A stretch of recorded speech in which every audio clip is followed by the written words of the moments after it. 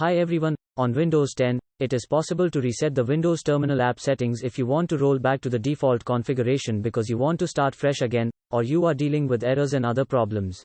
If you are having issues with running the Windows Terminal after making configuration changes, you can always clear the contents or delete the file to reset the terminal settings to its default.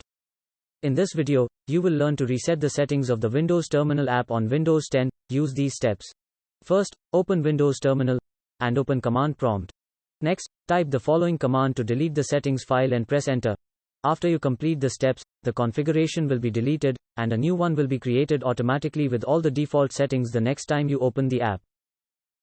If you're watching my video for the first time, please make sure to grab the subscribe button to get the thumbs up and turn on your notifications, so you never miss an update. See you in the next video.